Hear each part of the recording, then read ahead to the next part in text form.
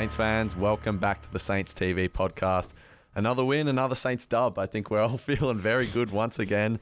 The Essendon edge is no more, it seems. The dawn may have set on Essendon season, thanks to us. And what a bloody good day at the footy on Saturday, lads. How are we feeling? Feeling great. Got the candy stripes out. We had to celebrate. We wore them on the weekend, and we should just wear them every week. It just felt like we just played good footy. It should be like our normal away Guernsey or something like Absolutely. that. Oh, it's man, just they're hot. Incredible. Undefeated in them this year as well. Are we? How many times have we? We've only played with them twice, but still. Hey, undefeated, two from two. That's very nice. But no, it was a good game, good crowd turned out. It was good to see all the Bombers fans leave. Midway through the third, some of them were leaving. It was close to when we were on that the run. 7-minute point of the third. I thought everyone was having a loo break, but they didn't come. They didn't come back. Loo break. So I think they just left. Yeah. How are you feeling, Sammy? I'm feeling good. I love that game, and we proved to the rest of the competition that the Essendon edge is in fact just a really steep cliff face that leads down the ladder. So that was really nice to see. But I'm glad that we were challenged at points in that game. We closed it out. Our pressure was amazing, and it's very hard to fault anyone's performance throughout that. When you're wearing that marvellous wig of yours, you know we've had a big win. Yeah, well, with exactly. the Mosh hat as well. Plus, when was the other game that you wore? Was that Sydney? It was after Sydney, wasn't it? Yeah, it was after Sydney. It's only happened a few times. It's always a good season. sign. I've got to stop touching it. Before we get into it, for anyone that watches on YouTube, you may notice we have a beautiful St Kilda Sharman just sitting right on the table here. It's been deflated all year, though. Maybe has been a little bit symbolic of our year so far, even. But last week I tried to pump it up, but the ball just wouldn't budge. It didn't want to be pumped up yet. But this week it's decided. Yeah, I thought we've inflated it. Yeah, we pumped it up just like we pumped the Bombers. So it's a nice little. We won't do it every week. Maybe no. When we lose, we'll deflate it. Yeah. When the week comes out, this gets pumped. It's a combo deal. You know? Oh, lads, well, where do we even start? That's the thing, isn't it? Where do we start? I'll get the ball rolling with something that just stood out to me. I love that this game could have so easily gone the same way it went in round 3. Halftime, we're only up by 9 points. Probably should have been further ahead. Instead of, fumbling, letting them back into it, we put the foot down and we bloody smashed them. That third quarter was unbelievable. It was. Was that our best quarter? Actually, I should get back to the mic. Was that the best quarter of the year? I think it's our best quarter since probably 2020. Yeah. It was unbelievable. Yeah, it was. We might as well have been playing traffic cones. The pressure was so intense. They barely touched the ball. They took no contested possessions. The fact that the stat was Sharman had taken more uncontested marks than the entire team. That was 18 and a half minutes into the third. And he had taken more marks than them. That's pretty embarrassing. I've never heard a stat like that in a game. It's a great start. Yeah. And the week before, they had over, 200 marks or something like that. So we completely took away their biggest strength, which is holding on to the football. They couldn't. Absolutely. And I think something I talked about last week was our forward half game just hasn't been there all year. It's been well covered by the analysts out there. And, it was bloody fantastic this week. The way we would...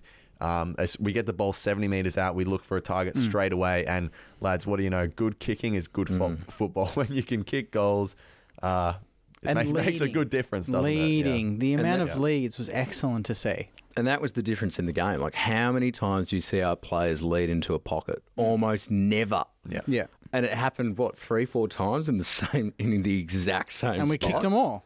Which was outrageous. I don't think I've ever seen a scoring accuracy from us that good. I got to say, I was sitting right there, on that pocket, and watching goal after goal go through. Every player turn around to the crowd saying, "Give me some," was unbelievable. When those are going through, it's hard not to think, I think it might be our day. I think we're on here. I was saying in the car, when Mitch Owens kicks a set shot, you know that it's a good day. Because no offense to him, but it's not his strong point. The ball drop. But he kicked a beautiful one and had a pretty good game. But I was impressed with his attack on the footy, and then that beautiful lace out kick to Sharman. Yeah. That just went this high off the ground, but just travelled so quickly. Yeah. It's good to see them all connect together. Oh, absolutely. Well. And speaking of Sharman, can't go much further into the show without talking about him because he was just clearly the standout. His marking ability is just ridiculous. An unselfish game as well. Gave a goal away to steal, which I love to see.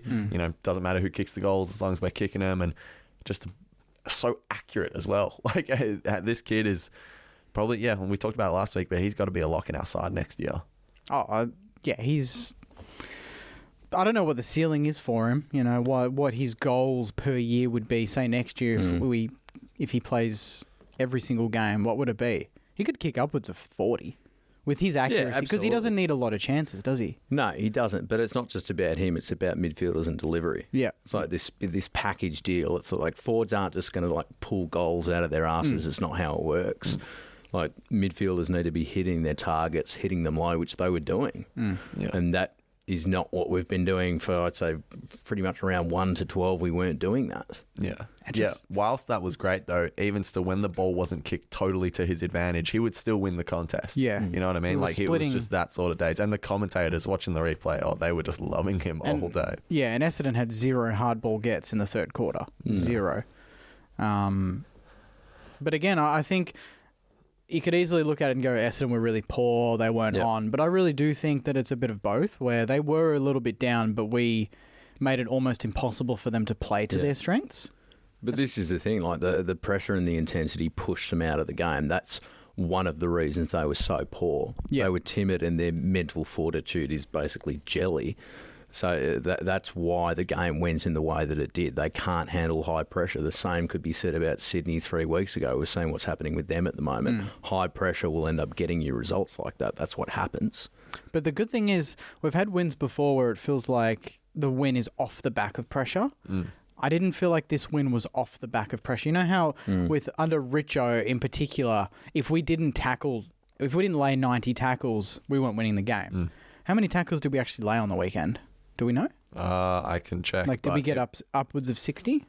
It was a lot. We were plus 20 odd on them. I'll get it up in a sec. I'm guessing it was 60 to 40 or something like that. Yeah. But it just didn't feel. It felt like we were slick. The pressure was there, but it wasn't like we didn't have to lay that many tackles. No, I just felt like a lot of it was very much inferred pressure, implied pressure. You know, they knew that we were kind of near them or close enough to them that put them under probably a false. And the intensity was like constant throughout the game, and they just couldn't keep up. Like even when we were 50 odd points up at one time, maybe 60, the intensity was still the same as it was when we were 2 points down, which I really liked. Like that's not something that we would have seen 6-7 weeks ago. No, and what was it in the end? It was 42 to 48 their way, actually. Exactly. There you go. So we did have more tackles inside 50, but that backs up my point even more. Like the pressure, like the eye test would say we laid 80 tackles to 30 or 40. But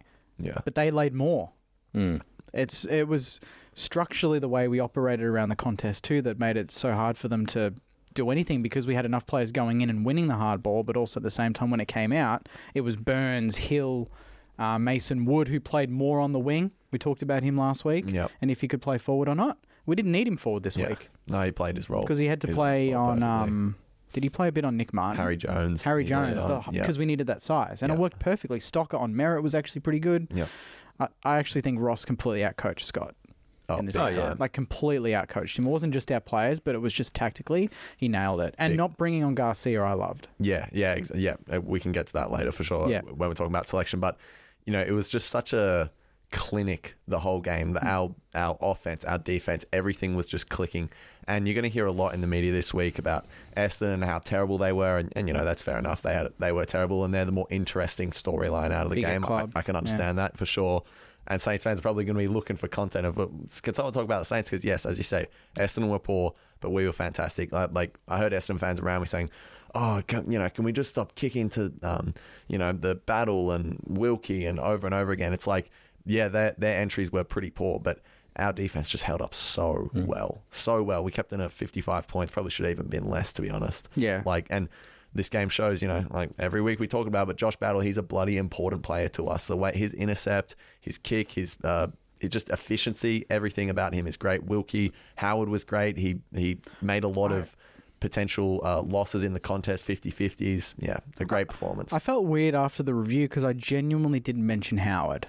That's how dominant we were. I didn't have to mention our fullback. To me, it felt like he really wasn't. I don't know how many touches he actually had, but I actually forgot that he was playing. But it's almost a good thing, right? Yeah. You don't want to feel like you don't need your fullback to be. If your fullback's getting the most touches, he's the most notable player on the ground. To me, that's your defense is under the pump. 13 touches, but 8 marks for Howard. Yeah, so it was just a nice, clean game, and I mean, going at 92% as well. Yeah. Again, that's probably why I don't notice him, is because he was hitting the right targets and the game was continually flowing.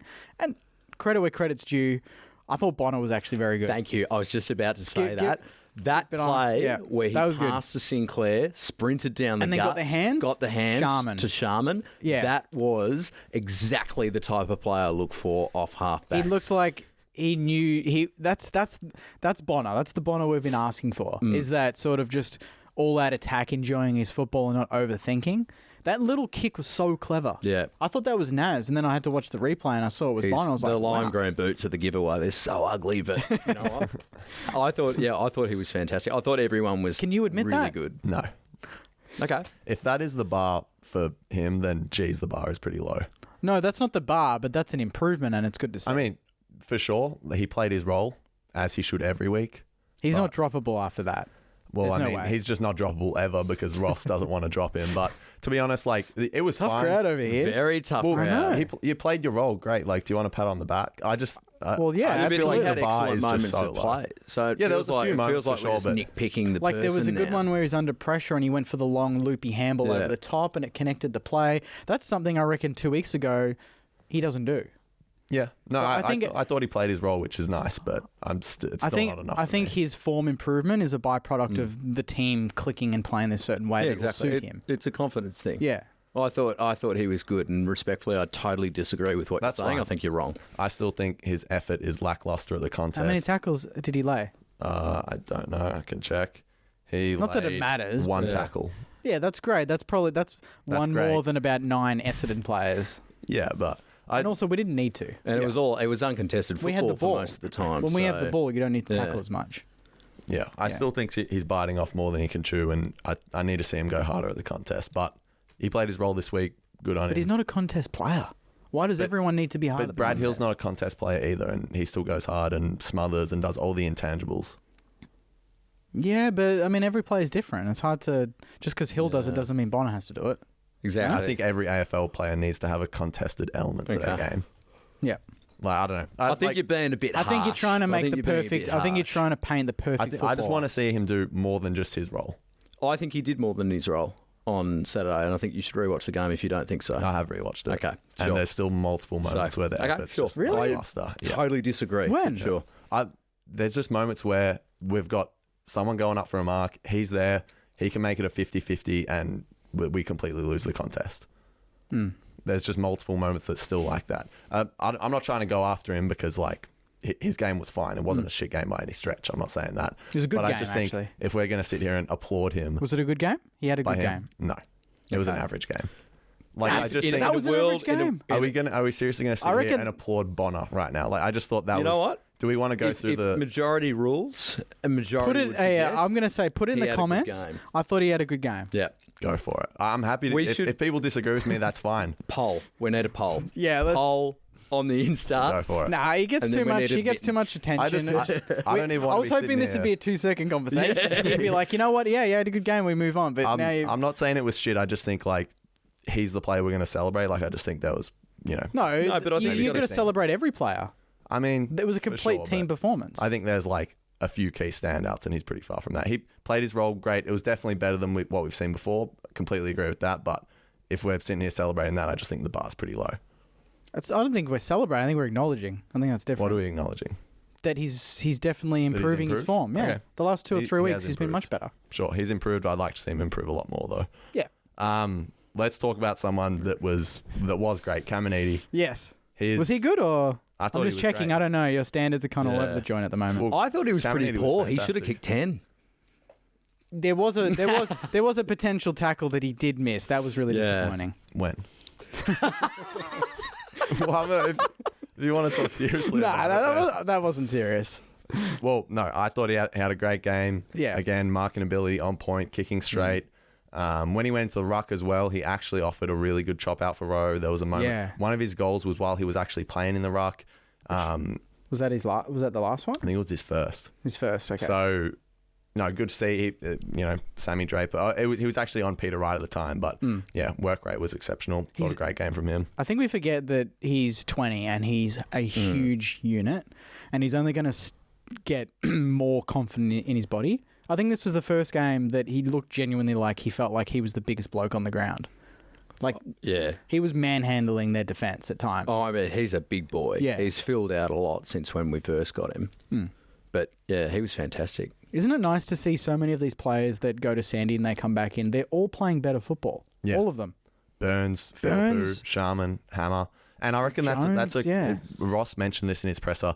It's a credit to our development staff, and I'm pretty sure head of development is Lenny Hayes, right? So that's a big pat on the back for him. Well, it'd have to be Jake Batchelor as well. Like, if we're going to acknowledge people, we would have to acknowledge him as well, because he would play a part. And the players taking on the feedback, not just going back and worrying about their own game. Yeah. They're worrying about, how is my game going to impact when I get back into the firsts? Yeah. And that it feels like a lot of the players at our club have let go of their ego a lot, which is really great to see. That's a good point. Another thing Ross mentioned in his presser was where, I'm not actually entirely sure of what this survey is, but apparently we were 4th on a AFLPA survey for culture at the club. Yeah.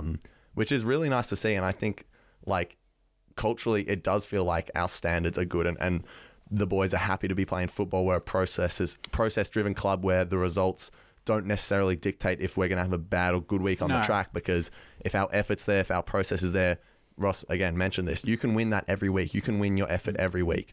You know, the result is going to go either way, but that's great to see. And, I mean, we've got Melbourne Storm coming in and helping out the boys and talking about how when Melbourne Storm was stripped of their premierships, they had to go out and play for no points, right? But they basically won most of the games, enough to finish top 2. I can't remember what year that was, but that was their approach. And so they've come into the club and they've kind of educated the boys on, there may not be finals, but there's always something to play for. And we're kind of turning these games into our own little mini final series. Yeah, exactly. Stocker said that. And, you know, they even asked Scott, and I thought this was baffling, but they asked Scott, the Essendon coach, after the game, because he complained about effort for so long in that presser. One reporter had the balls to be like, but you're playing for finals. Should you really need to tell the boys to have effort because you have the goal? I thought, we're not in that position. We don't even have that goal, and we're creating our own goals, and we're sticking to that, which I think says a lot more. Like, I think this is going to build our culture even more than we think. Yeah. The fact that we may not make finals, but we can create these other goals along the way. Yeah. Well, you're playing a team that is playing for finals. We're arguably playing for nothing, and we looked like we wanted it 10 times more than them. Yeah, how good is that? Sure, that's bad on their part, but that's great on ours. Wait until we actually have that finals or grand final opportunity in front of us. The boys are going to be feasting on those sort of goals. And culture is the backbone of everything. It's like, you know, when Dimmer Hardwick brought the Tigers from near the bottom of the ladder to a premiership, he attested and accredited their success to a book called Games Are Won in the Locker Room. Great read, and very, very true. Games are won outside of football. If you don't have a great culture with great people and everyone's got buy-in, you're not really going to do much on the football field either, regardless of the talent you inherit. Yeah, and that's a great segue to my point that I wanted to mention. It's a very small moment, but it's Jack Steele when he wins the holding the ball in the third to kick his first goal, I think. Hunter Clark is standing over him, and he's basically waiting for the umpire to call, and the umpire calls it, and Hunter Clark celebrates like it's the greatest thing that's happened in his life. Yeah. Like he had just won a flag.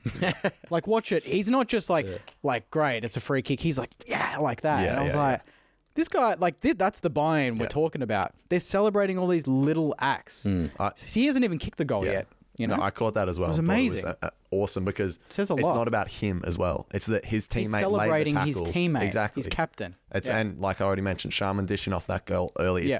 What I love about our team is it's not about who kicks the goals. It's just about the team's kicked a goal, and that's awesome. And look at the way the boys were getting into themselves after they've given away that free kick to Draper in the last quarter. Yeah. We're up by 10 goals. Marshall's sitting there like he's just given away the grand final. You know what I mean? Like, that's awesome to see how much they care. They're almost trying to be perfect, and they're holding each other to very high standards now. Yeah. They're not accepting anything less than, you know, if I'm going to go at 200%, I expect you to go at 200%. And if you're not, then, you know, that it'll be obvious and you won't play next week, you know? So if everyone's going at that level, I think that's excellent. Yeah, and I think this game probably showed why the club was willing to part ways with Gresh, because I feel like for Gresh, for him, it does matter who kicks the goals, and it matters that it's him, you know? And he didn't kick any, did he? Yeah, I said last week I wanted to boo him, but he never went near it. Very easily. Yeah, when he scuffed it? and Naz rushed it over. Yep. Yeah. Yeah. Should have been an easy goal for him. But, yeah, that's emblematic of what we are not, which is a selfish team. Yeah. Yeah. Exactly. For sure. I love that. I mean, we mentioned him, but still, I thought that was one of his best games yet. Yeah. But just a captain's game. Kicked 3 goals, funnily enough, which is cool, in the same quarter as well. And as Ross mentioned again, I thought a great press conference. If you haven't listened to it, go ahead and do so.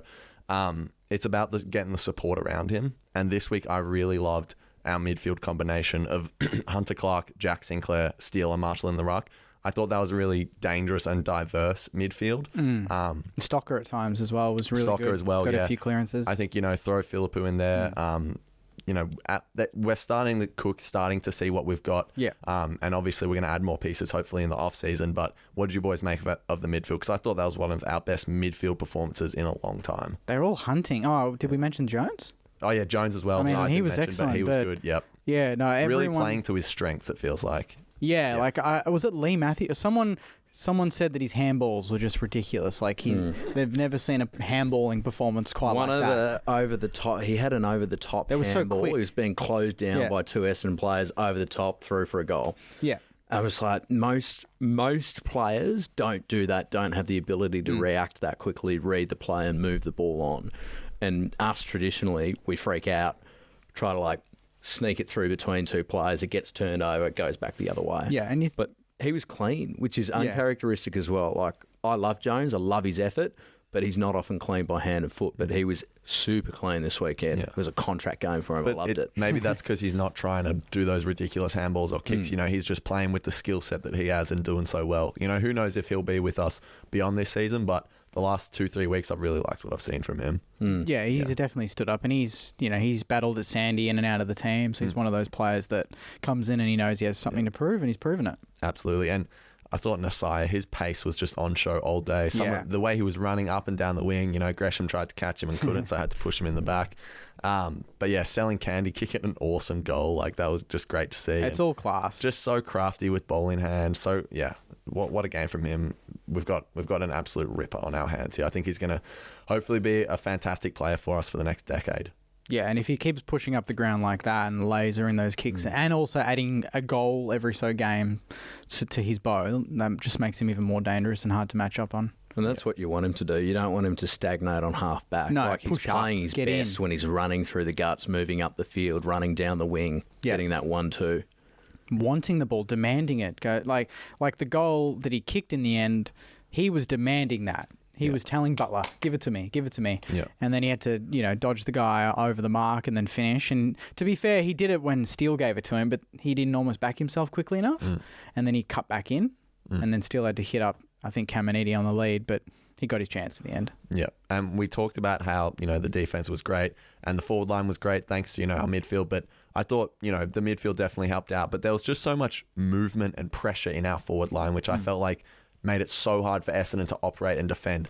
I don't know I forget the player's name. Number 15 for Essendon he had an absolute mare of a day, and wasn't entirely his fault, but just the way we were, cutting it in between each other's, leading lanes and everything, just Was that causing Redmond? I think manic it was pressure. Redmond. He's shaved his kicked- head, so he looks a bit And he different. I think kicked isn't it straight Redmond to 27? Sharman. I think Redmond's 27. I have no idea. Anyways, but I loved our movement, and again, mentioned last week, but when King comes back in, I hope we can keep this same sort of frenetic energy and pressure up within our forward 50. Well, he's got enough time out of the game, Kingy, that he'll be sitting back watching this, and the boys have got enough time that I feel like when he comes back in, they won't see him as that player. He's just another player. And That's they the thing. shouldn't see him as that player, because No, the reality, but I think deep down that's what's been a problem. Well, yeah, exactly, and that's the default. He's always been our default target, and we don't target any other forward inside the 50. But yeah, there's always going to be people out there that say we're better off without him in the team, and now we're performing because he's not there. As I said, it's a combination thing. It's a package deal. It's a combination of the midfielders and the forwards. The forwards weren't leading. Midfielders weren't hitting targets or kicking to open space. It's those two groups combined together. Yeah, and like you think maybe with King in the lineup, subconsciously Caminiti and Sharman aren't going for those leads because they, by default, think, well, they're just going to kick it to King anyway, so I'm just going to try and get near that contest. And now there's no King, so Sharman and Caminiti both feeling like, okay, the pressure's on us a little bit. We need to present. We are forced to present. But the key is like what Sammy said is when King comes back, that's still the way we play. Yeah. No, and he's too athletic to just be a full forward. Put him at centre half forward, change it up for him, open up the other players. Yeah, there was a good tweet when I posted last night about this exact topic, and someone said Sharman and Caminiti probably could have kicked 5 or 6 each if King was in the lineup, because you could use him either as a decoy, and the whole Essendon defence is worrying about him, and then it frees up everyone else, and that's when you go for those players. And if they start focusing on Sharman and Caminiti, that means King's getting mismatches, and he's probably going to kick 4 or 5 of his own. So that's the way it should be. For sure. Yeah. And I'd love to see, like I said, I want that movement, though, because I feel like King gets caught sometimes deep in the square, just pointing, put it on my head, put it on my head. I want to see them keep moving. And something else, who knows what Tim Membry's future is, but I would really love to see him stay at the club next year, because Caminiti and Sharman have had great games, and I think they are in our best side. But I'd like a Membry, even a Jack Hayes, to just be putting pressure on those boys for that spot next year, because I feel like maybe outside of those guys, we don't have a lot else in that position. Yeah. So that's maybe a reason to keep Membry on the list. People forget, keeping someone like him on the list doesn't mean he has to play every game next week. If he plays next year, if he plays 4 games next year, that's still fine, I reckon, as long as there's that pressure, and also just back up, because injuries happen in footy. Jakey, I heard you talk about this in one of your videos already, so I'll throw it to Sammy. Do you feel like the game plan that Ross has been trying to execute, we're finally starting to put it together and put performances out that he's actually planned for? No, I think it's confidence. So you don't think we're starting to piece together Ross's game plan? I think it's always been there. I think it's a matter of confidence and backing yourself in, taking risks, using space. That's what I think it boils down to. I think it's less about... I think the structure's always been there and the framework has always been there, but the confidence is now what's propelling it along. Yeah. What do you think? That's my perspective, at least. Oh, it's a bit of both. You need confidence to execute, but I do think that the game plan is shifted from last season. I think it's taken us some time to adapt and learning which players can execute the most. So it's kind of like the game plan's there, the framework's there, but do we put Mason Wood forward? Is he better floating? What about Burnsy? Let's try Phillippo in the guts. Maybe Owens as a ruck. I feel like we've experimented so much in the first 14 or 15 weeks. Now we're starting to settle. And when players settle into a position, they know how to play, how everything works, and it's all becoming second nature. And I do think the players are starting to understand the game plan. Yeah, I really do. I think you can have all the confidence in the world, but if you don't understand where to be, how to execute, you can still make mistakes and be confident. Confidence is great, but you need to trust your teammate to be there at the right time, to make that tackle, to get that handball out. And when that starts flowing, then you see the sort of results that we're getting. Yeah. No, exactly. I think they are starting to... I really do. The game plan's starting to click a little bit more. Look at every team Ross has coached. The first year, it's kind of always been a bit up and down. By the second year, the team completely understands exactly how they need to play. Yeah. Maybe that's just taken us, And we're a young team. We can't forget that. We've had 8 players debut this season, which is, 4th or 5th most. Essendon have only debuted 3 in the same time. Yeah. We're blooding all these young kids and establishing a game plan at the same time. It's not easy. Plus injuries, plus missing some of our best players for chunks of the year. We're doing a good job. Yeah, definitely. I think we got to celebrate Rowan Marshall's game as well. The effort he puts in, just the running from one end to the other, he completely dominated Sam Draper. I would say embarrassed him even. What a game from him. I don't even know what to say besides his effort is just everything to me. That's why I would, if we were to ever move on from Steele as a captain, he would be my next point, because he would be my next choice, because he just completely leads culturally and on the ground, just as by example. So, what do you guys make of his game? I think we just expect that from him week in, week out. I don't think we should be surprised anymore. No, I'm not surprised. I just think we should continue to celebrate it, because he it's probably good celebrating good performances. Oh yeah, good but performances. He's good every week. Yeah, I get that reference. Yeah, he's good every week, so we've just come to expect this from him. It's like your Callum Wilkes, your Jimmy Websters. They do their thing and they do it bloody well, and that's exactly what Ryan does. And he happened to have a game that was better than his normal output, which is already fantastic week in, week out. And the goal was outrageous for a ruck to just rove that and snap it from 40 that was fantastic. That's such a class finish. But that was our stoppage positioning again. Same thing we did with Sydney. Front and the back of the stoppage, ball spills out, we get a goal. I think it happened with Steele as well. Yeah, the hands at one and point. then he dribbled it. Yeah.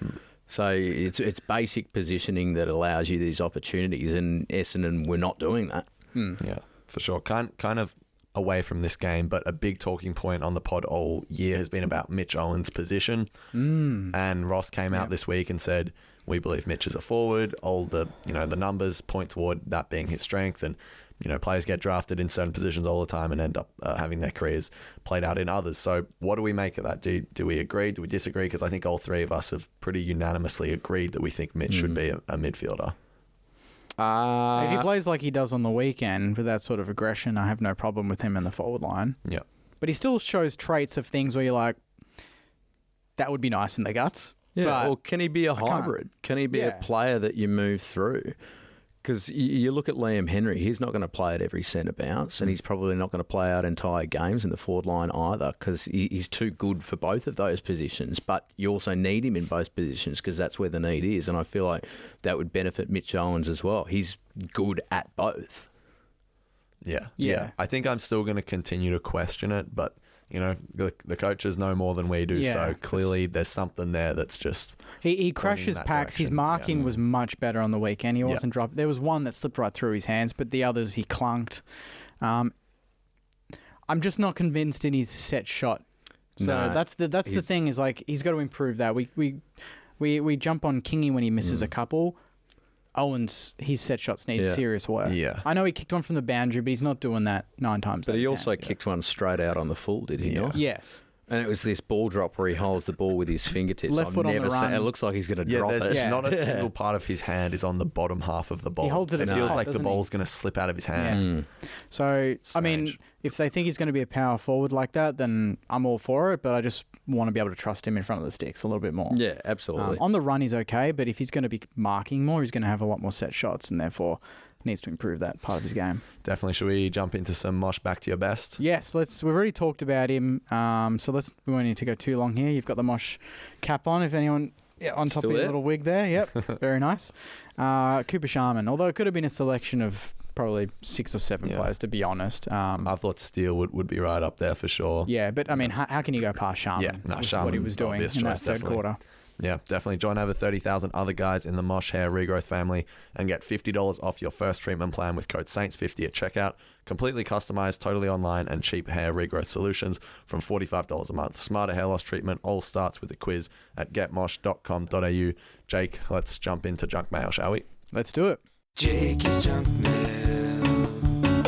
Jake is Junkmail. Jake is Junkmail. Jake is Junkmail. There's going to be some good ones in this. After a big win, it's always and me positive. Egging on people in the comments. Yeah, absolutely. Let's see how these names are, shall we? This one's from 0039 Fran. What should the Saints' win-loss expectations be for season 2025? Just go around. I'm still just thinking finals, you got to win more games than you lose. I don't know what exactly that record plus. is. Yeah, 13 plus. Yeah, to be 13.5 plus. I mean, we could have a down season this year and very well still win 11 to 12 games. Yeah. And we won 13 last year. And that'd be hard to really process for some people, that we had a down year, but we may only have one less win than last year. Yeah, exactly. But it's how skewed the comp is at the moment, and how even it is in that sort of middle demographic. Yeah. And don't forget, we lost like 5 games by 10 points or less. So. Yeah, like our percentage is above 100. It's good to look at. Should we be focusing on wins or metrics, like looking at, okay, are we converting scores? Are we converting inside 50? Are we contesting? That sort of thing. Because I think that's a more achievable metric than saying, we're going to win 13 next year. That's what they do inside the club. And that's what I said before this run started. I said, I don't care if we don't win games, but I want to see more goals. Yeah. And in the last 6 weeks, we average 85 points per game. The previous 6 weeks before that, 67. So we're 3 goals up. It's which so is much massive. more fun, isn't it? Yeah. To watch us just kick away. For sure. If you look at the metrics from the West Coast game in Perth, we've improved significantly. Yeah. So that's a big positive. Yeah. Absolutely.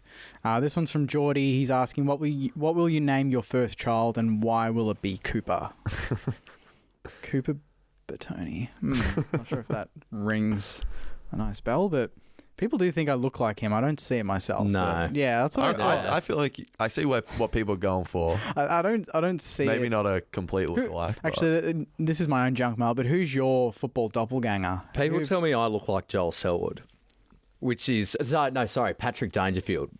Which is I just was not. gonna say Joel Selwood. No, I'm like, sorry, I got them confused. Patrick Dangerfield. I don't look anything like Nah, Dangerfield. I can't see it. So- what about you? Oh, Who do you get? got to be a redhead. Like, I don't know. Cameron Ling. Oh, no, I don't like that. Sorry, that was mean. Is any Saints players? Oh, Max Heath, be a tall, do you smile? I don't know. Nat 5. Nat 5? Oh, No, not I'd even take close. it, but I Not don't even think close. so. I was just trying to pump up your ego a bit. Bailey Smith? No, don't get that. Oh, again, I'd take it, but Yeah. probably not. This one's from Hudson Hodge. Is there still a shot we make finals? I mean, There's- statistically, So there's a 1 in a billion chance that Adelaide can make finals, which means yes, it is statistically possible. No, well, genuinely for people wondering, if the Bulldogs win one more game, which they're going to, it's out of the question. So yeah, you think? well, just look at the way the ladder is. We can't catch anyone in the top 7 because And they'll finish. Well, they'll finish above because 7. they all already have four or more wins more than us. The Doggies are the only ones with less, and their percentage is about 15% better than ours. So if they win one more game, it's mathematically like The Doggies, I chance think, anymore. could finish in the top 4 the way they're They going. could also win the flag. All right, they're going. Absolutely. So don't start thinking about finals. No, just No. enjoy You're gonna be every disappointed. week. Yeah. Enjoy every week. Big challenge on Sunday. Book your Get to the September game. flights somewhere. Yeah. This one's from Jesse. He's asking, at what point / dollar fee would you exit the bidding war for battle? He's become Wilkie 2.0. That's a fair question. At what point? I'd take any club up to $1 million probably. A million $1 for Josh Battle. Yep. Like I said a few weeks ago, there's about 5 enormous. players on our list that I would trust with ball in hand last 2 minutes of a grand final, and he's one of them. And those players are very hard to come by. So, I mean, when you put it that and way. think about all we do in the off season is we try and lure these, targets in and everything. Why don't we just focus on the one player we've already got? You know, I'd go up to $1 million for him. I know it's a big call, but His I'd be market able to. value is no more than $750. Yeah, I was going to say 900 I'd go, and that's it.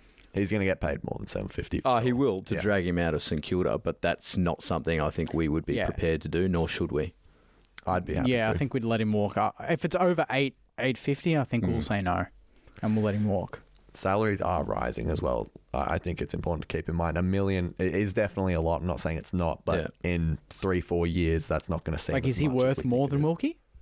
No. Yeah. He So would, that's that, the and that issue. would make him the highest paid player In our on team. our list.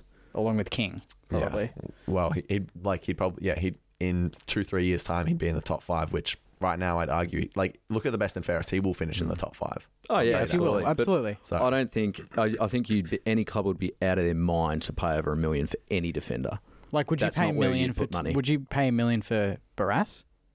no, but And he's very good too. Yeah. he's very good. I think Battle probably has the edge on him, and it's he's played for this club for 7 years. He's bought into our culture and everything already. You don't have to bring him in and teach him all that. You know what I mean? So, yeah. This one's from Steph. She says, how do we develop a competitive edge that makes us serious finals contenders? We thrive when the pressure's off, and if there's an easier option, it seems to tempt us. Our delivery into the forward line with Max King is the perfect example. What needs to improve to find that gear? Yeah, it's a great point because I love, the culture, all that we're talking about now, but I need to see that in round 1 next year. It's great to see it now, but I need to see it when finals are up for grabs and everything. Yeah. So it's a good point. I don't know what that is, but we need to find a way. I think there's always pressure. I never believe this framework that, just because you're 14th or 15th, the pressure's off. I don't think pressure's ever off. Players get paid. A lot of players can be traded. You can be delisted. Well, there's less so pressure, much. though. I think it's just, there's always no, pressure. 'cause No, it's there's still- less expectation on the outside, but that doesn't mean there is But on there's the less inside. pressure on the team if you're not going to make finals. I Right. agree, there's still always pressure, but Less pressure on the team. I feel like I don't do know. you seriously think there was more as much pressure on us as Essendon going into this game? I think both teams have a lot to prove. Essendon, yeah, but I can't see that. I don't think comparisons matter. The reality is, it is a performance-based industry. It is a business. You're expected to perform to a certain level. We haven't, and I think the pressure is absolutely on us, and it has been, and should be, and should continue to be until we perform to the level that is expected. Which this year we haven't. So I think pressure being on us is absolutely valid. I welcome it. I think it needs to keep coming. Yeah, if anything, I think the poorer you are for longer, the more pressure it builds. Yeah, no, it's a good. I think pressure aside, it's just where the season is still alive, we need to bring this game that we're playing now. Yeah, definitely. Yeah. This is from Dale in Perth. Do you think having Hammer run around down back for a few weeks has improved his overall football craft, understanding what is required of a forward player when it comes to movements and lead patterns? That is a very good point. Was that the masterstroke? We all were fooled into thinking that he was going to replace Battle, but really he's just going down there to learn a few things and then operate up the other end. I mean, there's always the potential for that, but what does our forward line look like when King comes back in, which he will? It would be King, Caminiti, Sharman. All three? Yeah. Okay. Because Caminiti can continually chop out Rowe, and we need that. If we're not going to get another right, and then we need Owens, who's mobile. So the only genuine tall there really is King. And then they're all mobile and versatile enough to do other things. So I think that's the way to go. And King and Higgins and Butler as the smalls with Henry. It's a good looking forward line on paper. It is. Yeah. This is from MC. This is a good one. Over 50 years, would you accept finishing last for 49 years if it meant we won a single premiership in that time frame? 49 years. 49. Would you take 49 consecutive wooden spoons to then win a flag? I feel like I feel like our history is the flag. Hang on. In terms of timeline, you would have been folded. You would have been in Tassie by that point. Yeah. You're getting subjugated. In terms of timeline, the flags come in before the spoons or after? I don't know. Would you go 24 years of wooden spoons, then flag, then suddenly cap out like Richmond and go 25 years of being at the bottom again? Well, where is your club at after 24 wooden spoons? I just And then the most impressive thing is then jumping up and winning a flag. And then going back down. And then that's very impressive. Let's try for it. If that happened, we would merge and become St North Melbourne. So just hypothetically though, would you take 49 wooden spoons for a flag? No. I mean the Saints. It's hard enough. How many have we got? 20? 27? 27. We're not far off this actual tweet, really. No, we have the most by about. Said that. Oh god. All right. I'll take a flag anyway. I can get one, to be honest. Yeah. This one's from Swallowtail Lodge. Awesome. Come on, read it. Do you think our ceiling is now pretty high? All the young guns can improve a fair bit, and together. That's the thing. They're all coming through. If you look at Windy, Naz, and Owens, they've all played almost exactly the same amount of games. You look at Wilson; he's played pretty much every game this season. Filippo last season. Caminiti, Sharman. I mean, give it another year or two, and they're all going to be really hitting their straps at the right time together. Yeah, and it's fair to assume where the ceiling is, but improvement isn't this sort of linear, straightway progression. Like, there's going to be ups and downs, and that's what comes with a young side. So, first-year players this year who are playing out of their skins, i.e. Darcy Wilson, might have a very down year next year. That's a distinct possibility, and that can happen. But I do love that he's had. You know, he started the season on fire. We're talking about rising star, and then he kind of dropped off a bit, but he's actually picked up the last 2 or 3 weeks. Yeah. Like, he got 17 again on the weekend, just quietly getting close to 20 every week. I think that's a really good sign that he can work his way out of form, into form. I want to see a little bit more from him, but signs are good. Yeah, he's building. And lucky last, this one's from Vince. Hi guys, great to see Hunter Clark get some continuity in his football, and I feel our midfield has gelled and become much better since he came back into the side. He just adds class and great decision making. Also, I believe the club's meeting with Melbourne Storm recently helped turn our mindset around and sparked our revival. A great move by the club. Go Saints, and let's finish the season by continuing to win our final 4 games. Cheers, Vince from Tassie. Nice positive one there. Sammy. But Hunter Clark, I'd agree. Give us one word to describe Hunter Clark. One word to describe Hunter Clark. I don't know if classy would be the right word, but that's the first word that comes to mind. Yeah, silk was kind of like, I don't know, exuberant. He is exuberant. It's not a bad one. Maybe just like dog. He's in every contest. He's got a dog in him, that boy. He's because he has every right to stand back and be scared of every contest. Like, no one would blame him for that. And I think the fact that he's always down and under with the ball is impressive in and of itself. He is filling, like, his body, like, he's filling out a little bit more now. He looks way more calm and sort of confident in his body in the contest. Yeah. Which is great to see. There was one moment he had, I'm sure he'd want back, where he turned it over on half back and that's when Shield kicked it. Yeah. You know, but I think for the most part, we're seeing a lot of good signs from him, and I'd love for the club to continue to invest in him and not forget that this kid has been seriously unlucky and riddled with injury. A lot of players get injured often because they don't rehab properly, don't prepare properly. You can't say that about Hunter Clark at all. It's been freak accidents on the footy field. I'd love to see the club to continue to invest in him. Don't forget, he's a top 10 pick. A lot of talent there. I reckon he can be a part of our midfield going forward. Yeah, and you look at the history we've had of, trading away top picks because it hasn't worked out after a couple of seasons or whatever. I think the same can be said for Hunter Clark. You look at Max King. It's good that the club have identified players that they see as part of the long-term future, and they're really putting in the time. Hunter Clark's not going anywhere. Like, he's not going anywhere. He's a top 10 draft pick, we forget. Yeah. He's a very talented player. And it's even weird, like, the standards to me for him are so high that when he made that stuff up with his left foot going inside 50, I was stunned. Yeah. I'm like, that's not his preferred foot, but I was expecting that to lace out and hit the target. He's also an incredibly smart footballer. He's not an accumulator who's going to get, 31, 32, or he's not even a player who's going to get those stats. He's going to get his 16, 17, but those 16 or 17 are going to matter because how he uses the ball is not like other players in our team, and I think that's where the difference lies. Yeah. Sure. Yeah, that's when Wilson tried to soccer it in the goal square. That was Hunter Clark, like, almost jumping over an Essendon player and then snapping it at the same time. He just does these things that, like, they just don't look... They're always unorthodox, but it kind of gets the ball where it needs to be. It doesn't look pretty, but... It doesn't look pretty, but it's efficient. If it works, it works, right? That's exactly right. Yeah. Oh, yeah. He's a gritty player, and I love that about him. Yeah, that's Junkmail. For sure. Lads, let's talk about next week. Brisbane, 4:40, Sunday at Marvel. How are we feeling about this one? They are, at this point in time, the number one rated team in the competition. If we're looking at the last couple of weeks, winning against Essendon, fantastic. Sydney, fantastic. West Coast, fantastic. All of these teams are very, very down on form and have been very dour for the last couple of weeks. So I think this weekend is the real test. We're coming up against a frightening opponent, and I would assume that they're getting Harris Andrews back for this game, which means they'll have their defensive stocks. Yeah, Hipwood can go forward again. They had him down back for a lot of the game. He wasn't terrible. No, he was actually pretty good. Yeah. Well, last time we played them, we came really close to them. We had a terrible first quarter, and outside of that, competed really well. So they're definitely the form side of the comp. But, I'd argue over the last 6 weeks, we'd probably be in the top 8 in terms of form.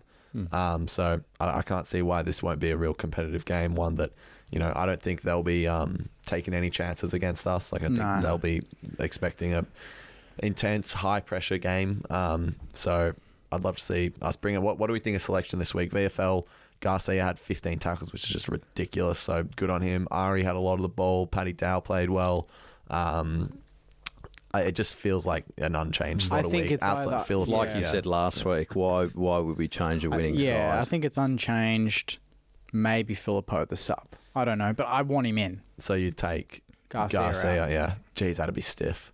But what do you do? You leave Filippo out another week just cause, or you put him in the VFL? Yeah, I guess you do got to pick some. Unless he's would you not take 100%. Jones out? Is that just... Nah, you couldn't take Jones out with that senior midfield of Brisbane. Yeah. And the form that he's in, that'd be chaos. No way. Because I think it also depends on the matchups of Brisbane. Because if you look at every area of the ground, they've got some seriously good players. They've got a very tall forward line. Danaher and Hipwood are dangerous. Charlie Cameron, Kai Loman's kicking goals every week. Rayner is just on fire. Their midfield's electric. So there's a lot of danger zones around that crowd. So I think it's like working out what the matchups are going to be. It'd be harsh, but I like Stocker had a great game, but it was very much a specific type of game he needed to play because he played on merit. If he's not going to tag and we don't have any use for him, is he the sub and then Filippo goes into the guts to replace his absence? look, no matter what, it's going to be a tough goal. It's probably the toughest week. I'd say this: if Philippou, if he's fit and ready, they're bringing him in. Yeah. Someone's going to just be the unlucky man who got dropped out of a good team. So, that'll be interesting. But what do we think of Brisbane? Like, how can we beat Brisbane? Because last time, like I said, we came pretty close. It's doing exactly what we're doing. High pressure, take the game on. I still think that they are very susceptible to teams that can attack them and get through the corridor. I don't think they are as good defensively as us. No. And you're not going to, like, Brisbane is a team that you cannot nullify at all. You have to outscore them. Yes. They're one of those teams. Perfect timing for us to actually get some sort of scoring rhythm. Well, exactly. Right. But I think, defence is where the concern's going to lie. I think it has to be one-on-one. I think everyone has to play their role and lock down their forwards. Because as soon as you let any one of them off the chain, they'll kick a bag on you. Yeah. They're one of those rare teams, and we say it every time we play them, but they got 4 or 5 players that are capable of kicking a genuine bag. Yep. Rayner can kick 5 on his day. Danaher, we know, can. Hipwood can. Charlie Cameron can. He's done it before. Yeah. Even Lockie Neal's good for 3 goals if you let him do whatever the hell he wants. And now, they've added Kai Loman to that mix who's kicking 2-3 a game. Zach Bailey, who's electric. They've got players all over the joint. They can kick goals. We've got to watch Dara Joyce too. He's been in excellent form for them. I think he's injured. Oh, he was out last week. He was playing 2 weeks. Didn't he play 2 weeks last week? Yeah, but he got injured in the Sydney game. Oh, damn. Yeah. I actually thought he'd been playing well. Yeah. Good on him for carving out more years in the AFL. Yeah. Genuinely good on him. But I think we couldn't be going into a game like this in better form. No. More confident, minimal injuries outside of the long-term ones that we already know of. I think this is a perfect time to take on Brisbane. How many in a row have they won? 8. Ooh, a lot, so they're due. Really, statistically speaking, they are due. They're due. Were they good against the Suns? They I did tell you this before the podcast. Yeah. I think that if umpires had have put their whistle away, it would have been a 3-4 point game, if not a Gold Coast win. There you go. Now, you can't read into that too much because it is at Carrara. Yeah. Gold Coast are a fantastic team up there. We know this. But they are still a vulnerable team. There are still ways you can work around them. And that's through uncontested possession and through ground work. They hate ground balls. Brisbane are not a ground ball team. They are an aerial team through and through. So I think that's where you can catch them. I'm really excited for this game. Yeah, me too. Are you pumped for it? Are you quietly confident, or are you just excited I wouldn't say I'm confident. Just the challenge. I'm confident we're going to show up and show great effort just because of the standards and the culture we've built over the last couple of months. Whether that turns into a win or not, I don't know, but I can certainly see it turning into a win because I think we're going that well. I mean, if you can beat if you can beat Sydney and Essendon the way we've done it, it's just one of those things where the result doesn't entirely matter to me right now. I just would love to see that same application that we've seen for the last month. What happens if we do pull it off? What happens then? Oh, jeez. Oh. And then we have Richmond, right? Yeah. I'll tell you what will happen. You'll get a lot of comments saying, there goes our pick 4 or pick 5. I know. Anyone that's worried about that, pull your head in, honestly. It's just win winning games. is win the games. best way to build a culture to get to the next flag. Exactly. Especially against some of these good teams. I love the run home that we've got. Yeah. To have Brisbane, Geelong, and Carlton and Essendon the way we have, no disrespect to Richmond, but to have those teams... Yeah. I think that's absolutely a blessing in disguise. And they're all very gettable. Like Brisbane, that's going to be the hardest game by far. That's the hardest game. But we're talking about 3 fairly out of form If we had teams. have played Geelong or Carlton on the weekend in the form that their team showed versus us, we would have beaten both of them. Completely agree. I dare say Brisbane, to be honest. We would have beaten Brisbane this weekend. Ooh. Yeah, potentially. Would have been close. But anyway. Close. Yeah. Anything else to add about the weekend or the game? You guys getting down on Sunday? Yeah, absolutely. I'll be there. I'll be in the rooms if we get the chocolates. Sure. If I'm in the rooms and we win, oh my God. That'd be awesome. That would be juicy. No, I think we got, nearly 40,000 on the weekend. Yeah. It's a good turnout. And there was, I think Ross said that he thought Saints fans were outnumbered. I thought it was probably 50-50, to be honest. I thought there was a good contingent of Saints fans there. And a quick one. Just some footy fundamentals, footy going fundamentals. If you don't know where your seat is, please sort that out. At behind the aisle, wherever you are. I had a group of 10 standing in front of me for about 5 minutes. They were Essendon fans. I don't know why they're in the Saints members anyway. I asked one of them, hey, could you guys not stand here? Like, can you sort your thing out? And she just turned around and said that she wanted to punch me in my teeth. So, I mean, I know I don't have a pretty face, but geez, I thought that was a bit aggressive. And then all the Saints fans around me were going, Essendon fan. And they're definitely gonna watch this podcast and reach out and apologise. Send an olive branch in the mail. Of course. Yeah, I'm sure a lot of Essendon fans will be tuning in this week. No, but also another one. I've been waiting to bring this up on the pod, so you guys probably aren't going to love this one. But there's someone in the cheer squad who has a drum, which I absolutely love. That I see them every week getting so up and about, cheering the boys on. But the drum just isn't that loud. Like, I see her using it, but I thought there was a rule. I think remember it's this stadium bringing rules. up, but it's rules. It can't be too loud. I really want to sort her out with a louder drum. Yeah. You should get her like one of those kazoo things. Yeah. We should get a bag of kazoos and just give them to people in the stadium at the Carlton game. Yeah. That would be I don't know if she listens to the podcast, but if you do, we need to find a way somehow to get something to sort that out. I'll just shout out to the cheer squad. Yeah. Keep it up. Anyway, lads, is that all? That is all. I think that's all. get to the game, cheer the boys on, forget about the off season. Let's just take it each week and enjoy it. It's good to find some form, right? It's a long season. Yeah. We forget, you can talk about how bad we've been this season, but we can still flip the script on that. There's still time to change that narrative, as Ross would say. And you want it at this time because the footy fatigue does set in for real. Absolutely. Yeah. Imagine being in the form we were in midway through the year now still. Be a drain. It's good to have some hope. Good to have something to look forward to, isn't it? Exactly right. Let's get around the boys. Yep. Let's get the chocolates. Go the Saints. Go Saints.